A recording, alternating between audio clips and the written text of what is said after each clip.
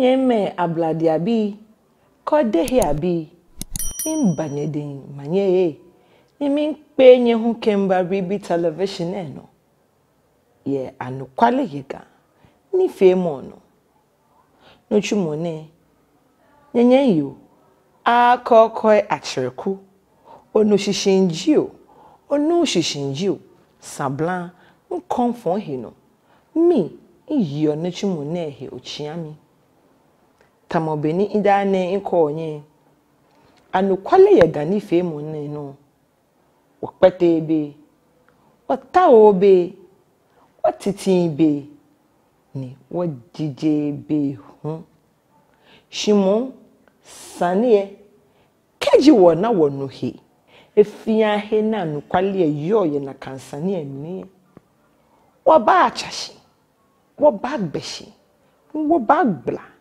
kaba shueshi wona fe ni nyefe gatete ketete adukwe kado kali lamle ke lamyoko nyefe nyeneko ni nyekwe na kano huwe kejibu moni okuo mi yeshiane ole anukwale ko yeheko noko ya no yedunshi ni anukwale ni yo na kan sani emi ole try boy ne 0500 161769 allo chami dienche 0557 041348 mashashi nke webi wo baba bobotwe bona fe ni heni na kayanu kwale eyo ye na kansane emi okaba ni mofiamo ana nueko no pe jinoni ribi television wo feel ebie ya nu kwale ye gani femo no ga ajo mle akwen ga akomo papa ebu ni ga aya ehin no he won woke anu kwale ye gani femo ne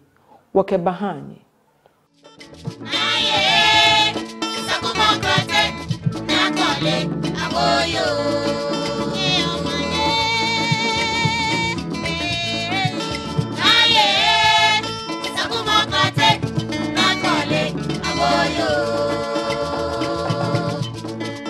Bekenja je me fenta mwene negbewo ya mwene nkenye babote Abola Piam bemli ni wache Tackie Teiko Tsuru the second ete Abola Piam ni eyada ameshi ye nuchumu na mechu amehale nese kuwe hiwo ni wakenye baya ona fene nyehu nyana konyekwe na ache wope adafishalo baba o bajen ihio nyo ake benene epoe nye na ekonyekwe shi ake ni akokọ achreku mi sanie isumo emi ngbala moke mi njaje mojugba ni isumo ni efe ficho wona afa ni ko okwe no olukwale ni yo mi mla keke oko iwo inabe ni to na ojugba njaje lo ojugba boni eteleke boni ya lefe ni kemba ni keba hamu wona afa ni ono nushishi ojugba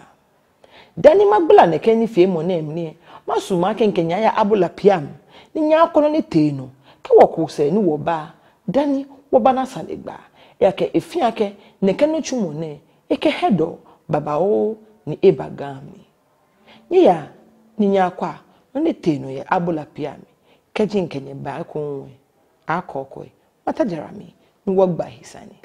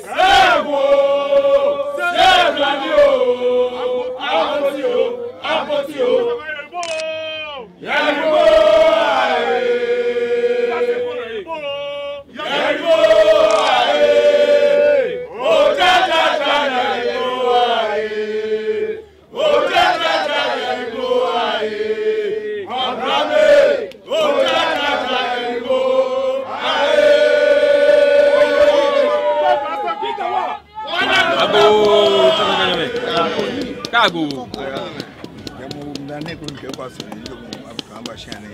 Mingo budane look sorry. Need to be a pie about name. You work out what I'm coming. I can't know what can come out of the name and what German and call you for the but a big owner for some echo, G, I, Pushi, Patti, I'm Pino. When I want to look on okay, what you mean if you could be. Shane is I fair and bad and the banana. Men I make both men or the company and men will have fair and fair and one planet. The Lama Kabu, you can say about Raneco. Now, Wale, and I live on Ayase. Call British family, Pencil to me, come to you was a good welcome today. I will Shane, I won't look. Scanning machine. Go where Mega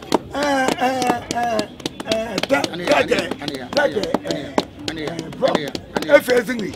Now one year will come here, 1 year will come here. Catamunica Tabunia, Ebonia, Cata, what's I fear, or fame way back to many in the cafe here by name. Avian Kali, Tamalon Kali, war the Piam, the Takutu.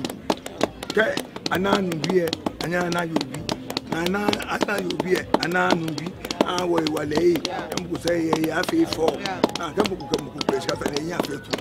farm. Can you beat this school 1 million? No, 1.5 you, men are menu, Lele, not on farm menu, I mean, Lele, I mean, I like it at Kubri, cut off for me. If you very much, no, I don't talk at all. And I don't talk at all. While living in Buffini, while living in Bashini, and how, Ningman was winning in one young was on you. 1.5, 1.5, baby, I'll tell you what's all. Men I think I'm my check. No, men I think I'm my check. Men very much. When you have to be a scratch among me, many by Piamo, fair men I think I'm my check. And the flam because I lost on the island. In the arsenal, it is Mukusabi in the arsenal. So I move on the name. Or she many can be going on, or she want me have Brady, Moto, Lolly, long mommy, now somebody. Now I think let's go, I get away. Oh, yeah, I come. Pay on no Ben. Can you know?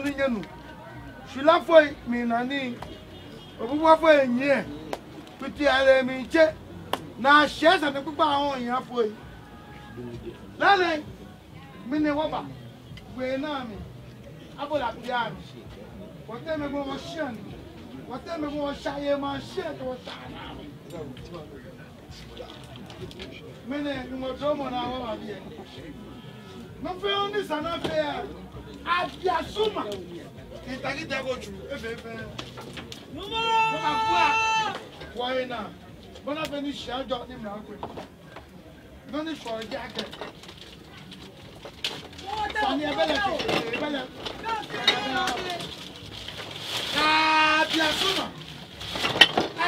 Biasuma. Better chef at the Amwaya.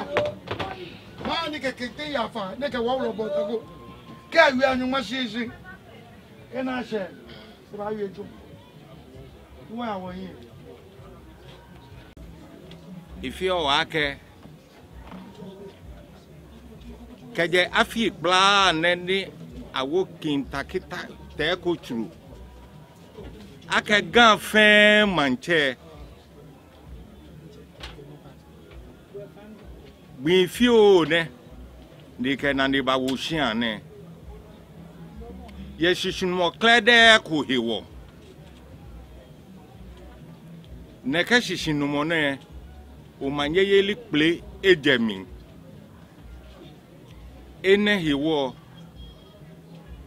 shiwo na ha ake kedeke ya be shiane keje blema ifata gajasi shiai shiai na jo na yo gamanche shiane fatai mene timi mene chochimi mene fi neke luo e hako ana shiane shidamo poten ka shigmene jigbieten ni na fe to dodo ben komimi ni niga kena ni ba wushiane bona tele ko manye yeli ndi jamie ebishida menyo yoni ni engo menyo fe na shiko botemie obana ke ngomu komi na fi mokomi no beni monte da na emi sen no e ko iradon no niga yen ni ke bashian ne mene ni ke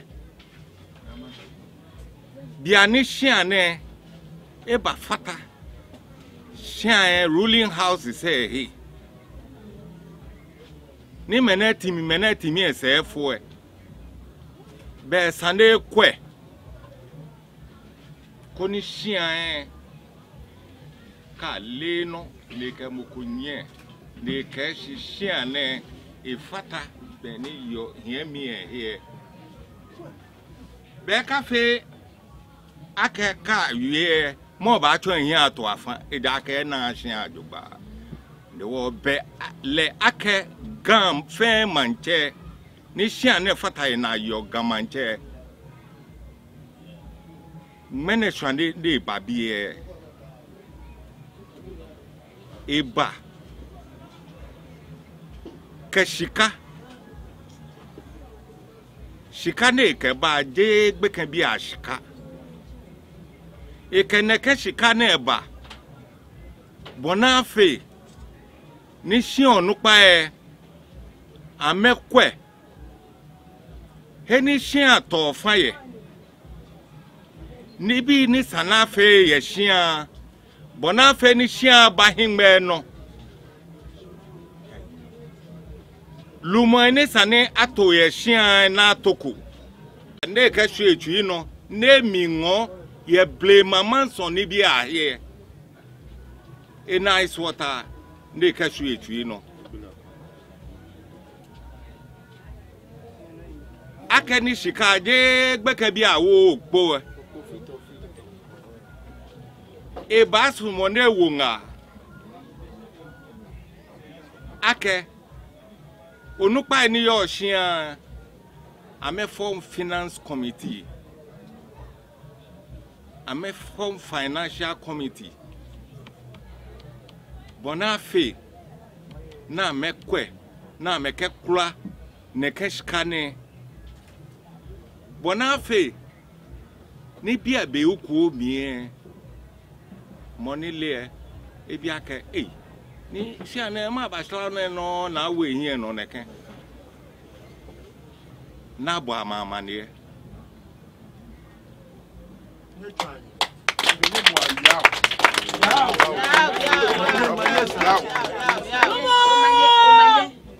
shikana ke ba na ka gbe ka bi awo opo fito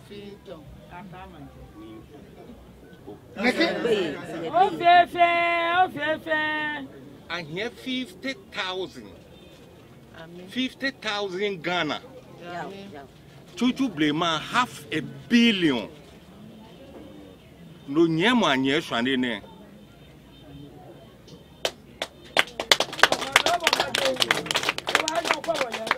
Ni gafeche ekeba lekeba hashi onukpa e na meke wo shiano bonafe kake amefata hina yo gamanche ni be sho na me hu ame yo gamanche ekoe lo aba che bi ake ni ewe ehihimbe no $500 million, 50,000 Ghana cedis.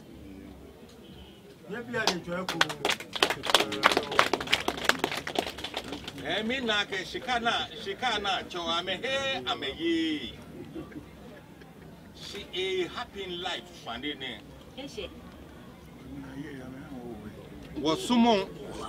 Wasumon ni beni wate shikana ke shane ba eka mingbla mo banyete no wo abomoden na hla hina lo ni yo shiane ni taflache ni le ya me iti ami ni ame crash kane ojogban eja ke ye bi ke bi mi gajase kene ko no pa na ba trash kuni gbechon mo bibi ni sa ni ba ha amashe si alo ni take obli na fole chemo ni tamale lehu articulator ina ka ebe ba mashi leke numba agbene shia na oblanta lehu ame no peace goer lehu ekanyegbe abachu ne kani bi ne fe shiwo ne fe he ni dani wo ba twa shiwo gble nye iradon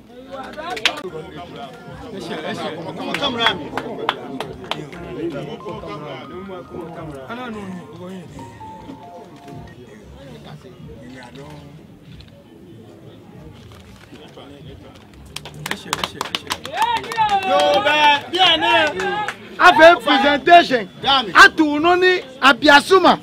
Here, kaya Abola Piam shiane. Media being able to be a man and dinner. Niga, Yami Bekani, a shiane. Fair will come. Fair will come. In the country, you know, Sani was shiane or piale. To enjoy a town. Tower will guy much. No one talashi. Check uchi. Eba kankita e shiane. Check uchi. Eba kankita. Ye ke ye twino. Eba wo shiane mashi. Ni mene ye na. Hausa ke gani. Ye na. She jene. She jene. No one that nishi niga one double shin. Wa soli shi ane wa soli wa hambo. No ba double shin. No bonne. Ye mi e fe ni obi ene. O le no ni wona e shi ane. Mo ko pa kwa ke ba mo chela ke e ba save. Shi ane. E Dane was so one come away, she am Dane. Makusa Balafai, then you bow fair one. You will put a fair of it. Any bad na petty in Dallas. She not Cheshka bed. Many flick your hair. Call me, I'm a yellow. You like it when I'm a hand. Well, now you are famous, so like I catch a scar. Scar Dachon. Scan not check minute. When you go about 6 years, no need. Bomodem. Call like away. No good about pianos. Well, what do you mean by Africa? No, Sam, who am I? Try my yaba. doko ke e woni bi ani mamohwe fe etele 50,000 Ghana cedis. Yo, you fine eh? But no media for no say stake expectation. Can it be a fair if I sky? Ni Abola Piam. Imagine you are there. Cafe quashration. She had done him like ni nigga. A bad fair jolly. They will call it there. What mammy justice you are here? Now, Clabana Kodo. I don't want to talk about. Eka, ben I didn't get by finance. A cheer bank call like commercial name. But that's no, the cheremo. I war, I she pay.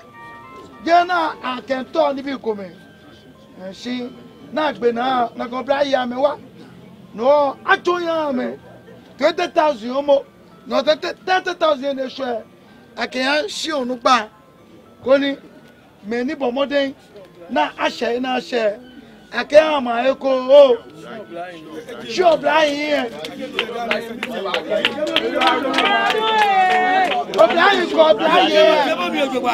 Yanini, eteno menene. What Shuababiake, Wabaka, what lo. Come on, who was Shabia, what two were here. No one now was here. She barely sang more here. No Jimenek Bine. No Lebby, Tranene, Kawaya beer. Can clear one day your horn was she. I can egg back.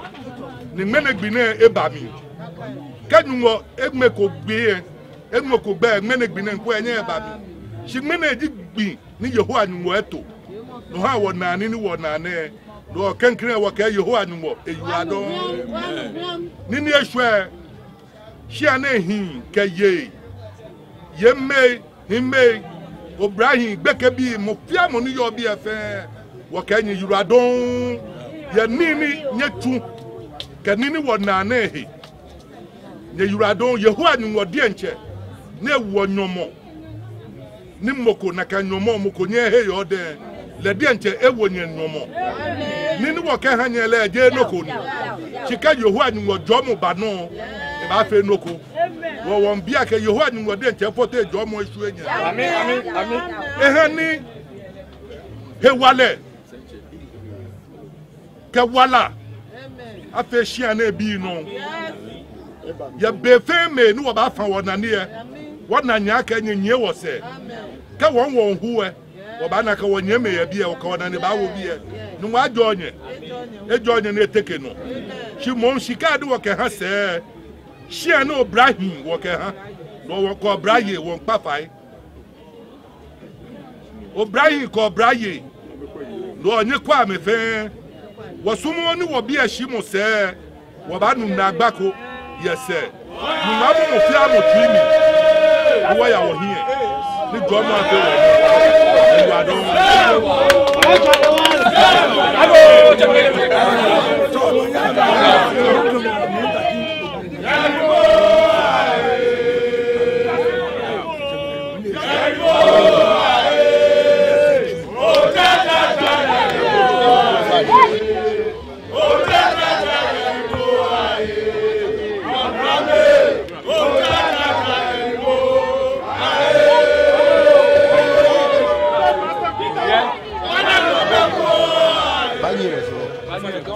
Be Abola Piam wojo wobane ni no nyakwe eji shitamo ni woche Tackie Teiko Tsuru ekete ha Abola Piam bi ye eshamo ni ameshale kewo Piam nyesene efi akene ke shamo na ke sanjin baba o ni eba eke nye call lele ba o no ni wo mo fiamo e chom ye no mo fiamo eke eno shimu ngene nshitamo sa ba fe nyi message se ni ha ni waya kan ya message se kenkle makane no ni your info ne no kenkle watch Justice Nunu Ke Ojogban about Abola Piam bi nye bomodin wa adenche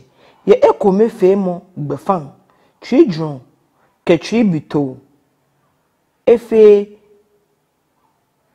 afinye kekreke yo manyemli shin ake lamte. Okay, we are a disgrace to ourselves. Ghanaians youth, wake up and the truth reveals. Nimoko Bahabo, thumbs up. Yo, Manilangi ke, I love this. Very informative. Oyiwaladon, Numo, Ajobo. Priscilla Kusake, well done, Magdalene. I'm not surprised you are doing this. Great job. Ante Priscilla, Oyiwaladon, Gan Ekpakpa, no fan, watawo. Ni ama ke, keep giving us updates. Good job. Keji anukwale ekoba na chewo wakebaba koni nyefe nyena eko nyenu. Ado Richard, nice job my sister. I love it. You make my day. Nyumwe radon ake ihani ode efe feo ni anukwale no se indio. Keji anukwale eba mahani nyenu ni echakehu mahani nyena eko nyenu. Wache Ebenezer Ke, I am completely heartbroken watching this. This was highway robbery and we are all watching, applauding, supporting and hailing it as good. We will never move forward as a people till we let the truth and justice lead us. Enche Ebenezer, anukwale tenoni jin. Highway robbery tenoni jin. Namoji julo ni namohu na aju. Meni hu ni aju. Keji aju mokonoko. Ni ochon mi moni jini aju le. Tefi oten ni ya bi omoni aju. Aka omi ni po ni aju. Aka ekole keji mbile. Aka emi ni aju. Ne chomi enoni jina aju. Ni nke ba fon anukwale egani fe moni eno. Aba na moni ju. Alo amo julo. Inyenu. Obo moden. Shoboko moden. Makwa faiwa. Chami ni monaju. Ke monaju kwe. Wana wale. Shamonto ne no le. Hailing and support le. No nbo bafe. Eja ke wonta oni gan ajo. Ni me kome eje hiya ameka ake amen mehe abe wompelehe wapelehe don. Ewo makamo mini jino na akole. Obo moden. Ma jobu. Obo moden. Ma jobu. No jino ni wobanye wawie. Ewonche mpa 5 o ni ohani wana anukwale ni yomi. Wache James Function Tete. Okay? Minyemi Bibio, you have asked the right questions. Ghanaians will never do the correct thing because they want to do the wrong thing. But because they do not know why they always do the wrong thing. I am warning Ghanaians to be careful of Nae, Sakumo, and Nakole. These angels, principalities, and powers are watching what is going on. They will not forsake the Ghanaians, but they will punish them with confusion, retrogression, and bring them down in the face of the other lesser tribes in Ghana until they do the right thing. But when you mean James no okay, Minyemi, I agree with you totally. Anukwale beggar, money talks. Only God knows why Kelvin Tackie would like to be Gamanche at all costs. NDC and MPP politics will destroy the Ghana state. But for the fact that Gadangbe people are spiritually powerful, they are nothing and of no consequence in Ghana. They will always meddle in your affairs until Gadangbe people are undone as a people. We only hope that when NDC comes to power, they will not have King Tackie Teiko Tsuru II distilled.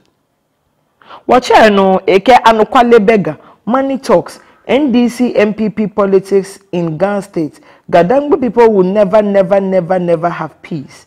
Spiritually, they are too important in the world, but for the angels, principalities, and powers of the sacred land, Gadangbe people are nothing. Yes, I say they are nothing. Since the Fanti Akans brought the black stools and their war songs into the Gan state, Gans have never known peace because these black stools are idols. There is no spiritual power in them, and those warriors also don't have spiritual power.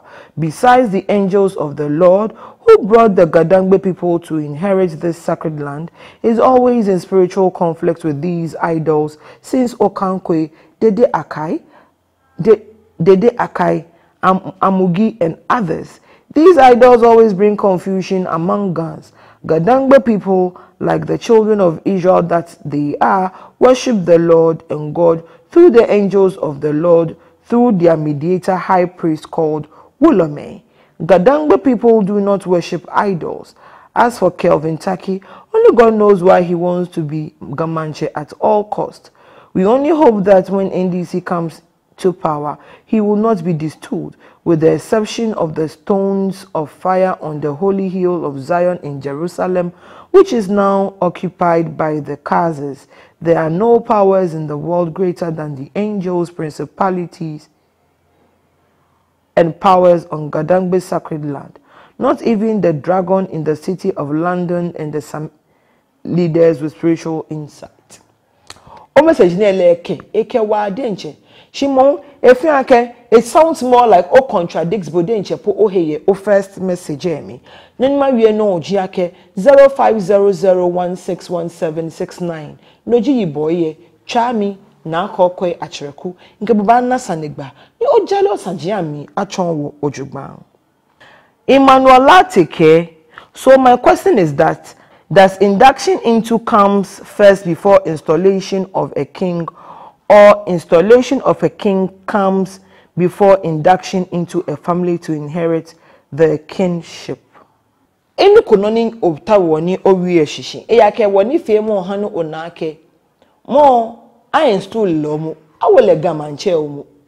Coronation ni Afiko. She installment as a king gele. Echomokusu jiami. Efe no fiano. Akelete Gan Traditional Council. Councilor ehele ewomi ake gamanche ni amekele nchuni yejeme ake gan fen che. Moko muke ake wache taki obliye ejina moye Abola Piam ni esha wache awomi. Masumo ake woke woni fe mo ne Adam wache taki obli no. Kesanjina bio ake mini hiwale na nedomo. Ni eko ake asha wache king Tackie Teiko Tsuru the second ke womi Abola Piam. Bemni ni wonyiminu togbo ke Piam bi ne tashi. Ni benakambia mi wache obli mempele sene he. Eta meten ake Piam no. Mokumko na sani awie mokumko bi ehisani. Shimene abi hisani. Sande papa ni sa aka abi. Ekeji sande eba na ake moko nsha moko awomni esa ake moko ni eye hiwale. Moko ni na kanhia he backing ni etwon ne kanu twumo ni. Wache Tackie obli edamona. Shijele shala awomi. Wayu wayele lejimo ni ishale awomli. No hewo masumo akanya hamebe ni nke wonye awon ahele anasanegba ye neke shamo nehi anukwale ne ba agba mi mahani nyehu nyena ekonye no agbene ho moko hu bi misane akami ni hewo ni nke video efe ba ni njie koyemi inlebo ni njie la ha she program na mi program ni ngbala sajie mi achonye ni ihani nye yakwe no ni te no efi ake sande no obi yo e call heni wache awie afli na afo kedi bi sane ni chomi ake ona okwe ye videos jie ekomamle mu ake ni ngbala sajie mi ye jeme no wan ni njeshishi shi next week nke na kan video we baba koni nyehunye nu no ni ike ya kenke nyake mi akọ achireku nta obe mpete ebe nwo obe shanu kwale heneka jeme ni ya tawo ni ngbla nke ba hwe anya dabro ana bona ape ni ho nyena anya no kwale ni nyeko kejemle mwena efi ake wani fe mo esejeke eyake it was all about your messages insumo ake mana be ni nkenya agbasa na yenye ne na awie moji ahe ni wo fe wo jajemle bona ape ne ka abala ake be akokoi ndamobie alo ndamobie gan ehile esamo efelfemo na ojimmi ntwi hweni bekeji inwele na kanta nyemani meni nyeke message se eba moni nyo nka no ke moni nka no ko no fe mi danishinwa akake kaji moko ngbagbe ena eseni shimu meni medamo se ama metwale kon na me call ake anyenyo anyenu ose ikpafa iwo kaji mi ikpafa ye heko alo mi nto afa ye heko we inyeme ye cha into ese to be nye fe ne ni wo fe wo gba hisani wona fe ni majaje ngbe ni gan ahin 0500 161769 noji yiboye chami ko ni ojaje no ni npale afa be gbene to be ni wo fe ole da ni keji mateshi ni maya nke ngawo ba ngawo efe ya hawo ake game nye ma bladi abi odehi abi hiabi ke yabi ngawo page yake keji woye gami ni wata gami ni gan toton ni wawie be wose koe wakasha na eko wakasha wonye na akole wakasha sakumo osha wohi mini he woni makele na kan o na ke gan fite o na ke ayesaneni aye o na ke afe no na afe shoko nini efo na abu no no lo niji ke ho dem ne fami no tashi ni okwe ni otase ni okwe ho efolu e shi ofe no na afi ehin no na afi eja shonyo no wi o chon no niji ogbala ami na ba na o che to ese na ba na mojo aga bojo aga niye keji eyanu no kwe na ehinye fa ogbe ami keji obaji ohin epo no fon gbe ami no segbe yeye chomugbe kono ekoji anu kwale ye gani fe mo ne no kono wie nye ka ha ni wo kan ya wo chimo ni bia no eja ke wo ye bie alo wo ye bie nye ka ha ni wo nanu kwale no be wo kum wo nme wo hwe no eja ke wo hie menese ye no ko fio game no ko fio no hwe wo hie ahye nyeme keji wo ba ha ni ne ke no ko ba ya no ye gan lololo e bega wona ko wo ya wo hie eya ke dane ka wo kwa kome wo kwa anyu wo kwa ete wo kwa dwe pe ke wo ko wo se what is shon mini hewo kontompo amale shiaja gbomo adesa ke musuhie wali ake no ni wo fi one ehin no shi won fe nyemi me sanji baba o nye bi mi ni mene po de nche nna ko ni ma wie he e ake mo ko te no cry bi mi ake inno ja seche yo ye ni na afi ofin mi keji obi mi ne ken bo twumi e wonye twum wonye fe nya twu he ni next week keji mbata sen mi ne ken ko nwe be nu anu twum ni nya twumie e na gie mo ke nu kwale no ni nke baba hwe nu ehi ni wo fe wo halawa no kwale keje mi ma che ne ken egbe ne no ni nke danye fe nshi yen se ni nya fi ke ba hye amonto ne na kan no woche taki obli ofane mimba manye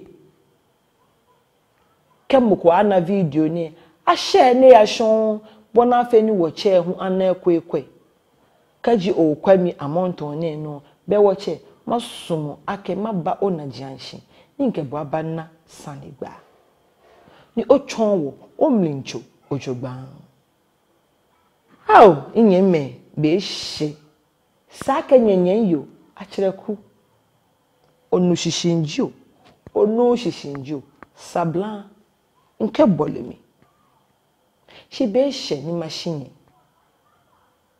be fa ni maya no ho ni makai nyake ribi multimedia ama meji meni meni mo miamo ntone no ni nke ne kani fe mu ne ba ha ye ribi television ne no iwo makpanye fai mo fe muko ke hewale ke enoko fioko awami bona afe ni fe mu ne manye maya no ni machu ni ehani wo gan ho alo nyan papako ablale keji ota onu owa ni fe mu ne be 0500161769 alo 0557041348 no ji boy ni obacha ni okemi anna sanigba makai nye hu na kanu akekoje okwe oni ehihie o na ke advert ko ho ribi television ni amefi ono fen ne ko camera no tawo no rent no ka shamfoniri alo o fe wedding ona yala o fe engagement o fe party o fe press conference